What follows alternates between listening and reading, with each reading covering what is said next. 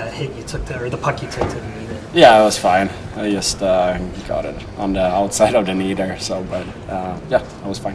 What did you see on the power play when were you intending to get it off the end? I wish I could say yes, but no, it actually worked out pretty good. I had a guy in the shooting lane there, so I was just trying to shoot for a stick, and it bounced right to Bobby. So it was, but I thought we moved the puck pretty good there, and yeah, it was nice to get a goal on that one. When Joseph's playing like this, how much does it just give you guys a sense of calm and confidence? Yeah, no, I think he's been unbelievable all year.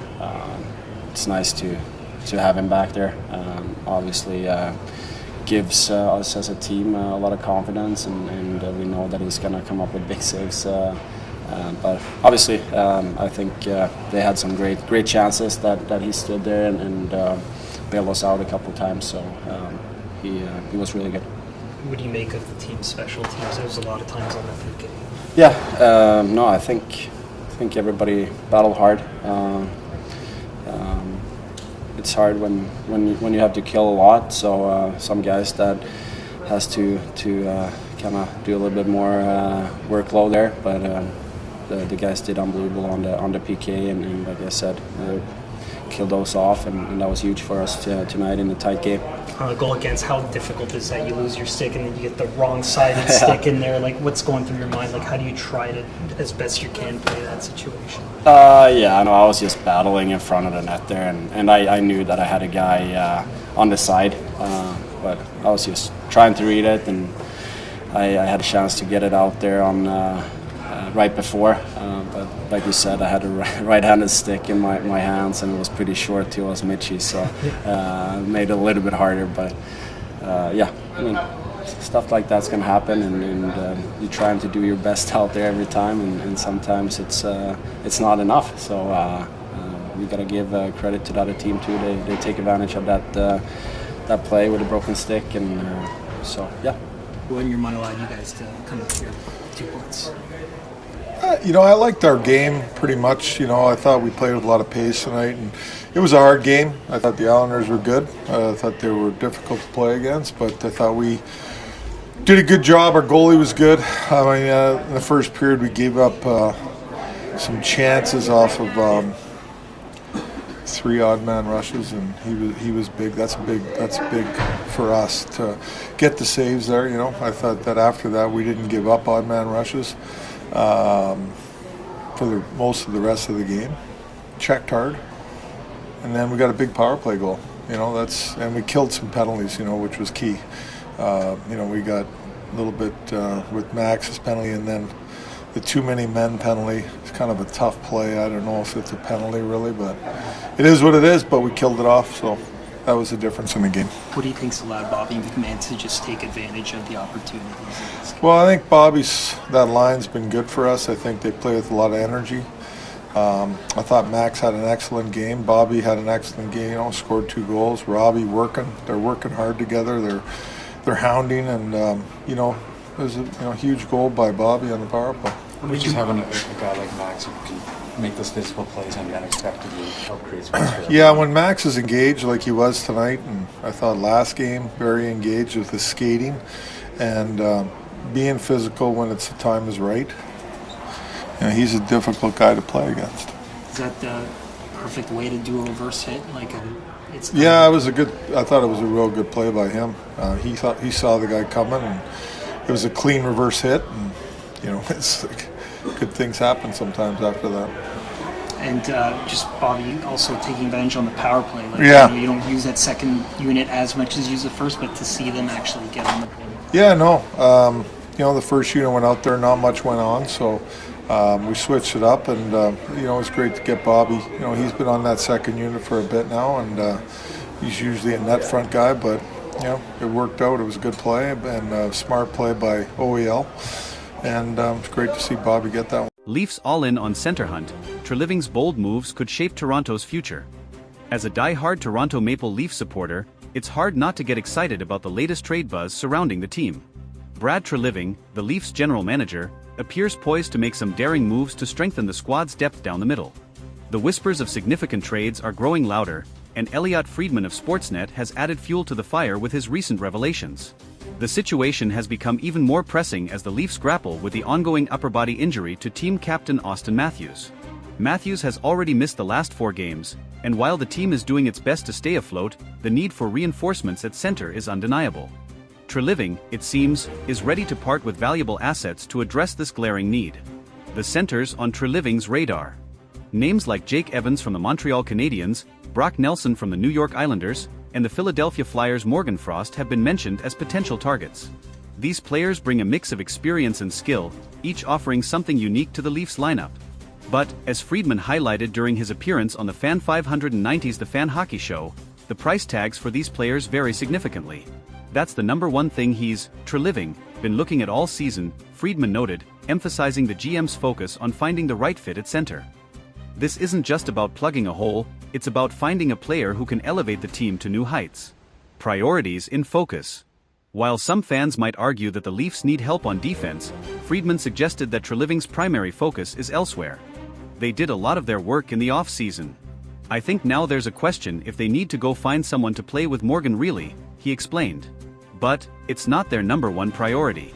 I believe their number one thing all season has been, let's find another center. This clear focus on center depth speaks volumes about Treliving's strategy. The Leafs are willing to pay a hefty price, but there's a caveat: the player must come with term. Why term matters? The preference for term isn't just a strategic move, it's a sign that Treliving is thinking long-term. Rentals can be tempting, especially for a team looking to make a deep playoff run, but they often come with risks. One of the things I've heard is that if they're going to spend assets on a center, they would prefer it to be someone with term, Friedman revealed. This approach ensures that any trade made benefits the Leafs beyond the immediate future. Internal struggles and potential fits.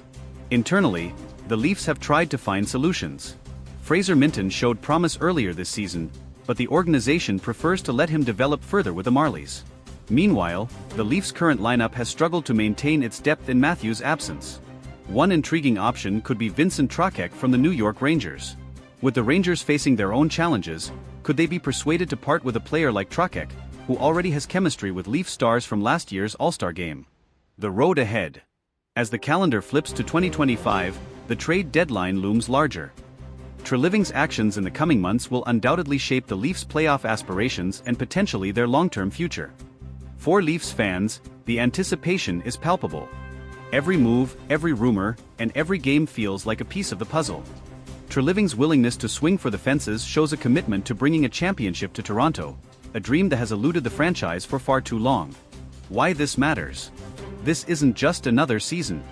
This is a chance for the Leafs to solidify their identity as a contender. With Matthews expected to return and the possibility of a major trade to bolster the lineup, the team is poised to make a statement.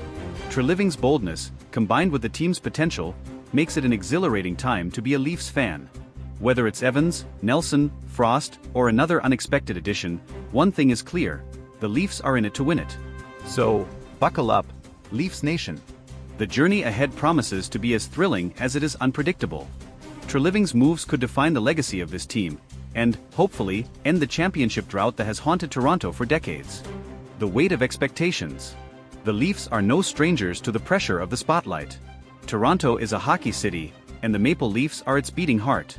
Every move made by management is scrutinized, every decision debated endlessly by fans and analysts alike. Treliving stepped into a challenging role when he took over as GM, and his willingness to take bold steps shows he understands the weight of these expectations.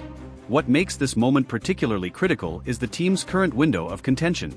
With stars like Auston Matthews, Mitch Marner, and William Nylander in their prime, the Leafs are in win-now mode. The front office knows that wasting even a single season could have long-term repercussions. Auston Matthews, the catalyst. Matthews' injury has highlighted just how crucial he is to the team's success. While his absence has been manageable in short bursts, it's clear that the Leafs' center depth isn't built to withstand prolonged stretches without their captain. This has amplified the urgency to bring in another center who can contribute immediately and lessen the load on Matthews when he returns. The captain's recovery timeline is still uncertain, but Treliving's proactive approach suggests the team isn't willing to gamble on waiting too long. The goal is clear: solidify the lineup so that when Matthews is back, the Leafs are firing on all cylinders. The cost of boldness. The term significant assets isn't used lightly. Whether it's high draft picks, promising prospects, or even current roster players, Treliving is signaling that no stone will be left unturned. The Leafs' prospect pool is respectable but not overflowing, meaning any trade will have to be meticulously calculated. There's also the financial aspect. The Leafs are a team that operates near the salary cap, so any addition will require shrewd cap management. Could Treliving pull off a move that strengthens the roster without hamstringing the team's flexibility? If he does, it would be nothing short of a masterstroke. The fan base's role. Leafs Nation, passionate as ever, has already begun dissecting potential trade scenarios. Social media is abuzz with debates about who should be targeted and what assets should be sacrificed. Fans understand the stakes, and there's a growing sense of anticipation, bordering on impatience, for Treliving to make his move. It's a delicate balance for the GM. While fans demand immediate results, he must ensure that any deal aligns with a long-term vision of sustained success. The pressure to deliver is immense, but so is the potential reward. Comparisons to past GMs. Treliving's approach invites comparisons to his predecessors. Some GMs were criticized for being too conservative, while others were seen as overly aggressive. Treliving, however, seems to have struck a balance. He's willing to take risks, but only if they make sense for the team's broader goals. This calculated boldness is exactly what the Leafs need in this pivotal moment. If Treliving can pull off a game-changing trade, he could cement his place as one of the most effective GMs in recent Leafs history. The trade deadline looms. The NHL trade deadline is one of the most exciting times of the year, and this season promises to be no exception. With the Leafs actively shopping for a center, every rumor and report will be magnified. Other teams are watching closely, too, as any move by Toronto could shift the balance of power in the league. It's not just about who the Leafs acquire, it's about what message the move sends. A major trade would signal to the league, and to their own players, that Toronto is all in. That kind of confidence can be infectious, sparking a surge of momentum heading into the playoffs. Lessons from the past. Leafs fans have seen their fair share of trade deadline moves over the years, some more successful than others. From acquiring veterans to bolster playoff runs to making unexpected gambles, the franchise's history offers lessons for Treliving. The key will be avoiding the pitfalls of overpaying for short-term fixes while maximizing the impact of any new additions. The future of Fraser Minten. One of the most intriguing subplots is the development of Fraser Minten. The young center has shown flashes of brilliance but remains a work in progress.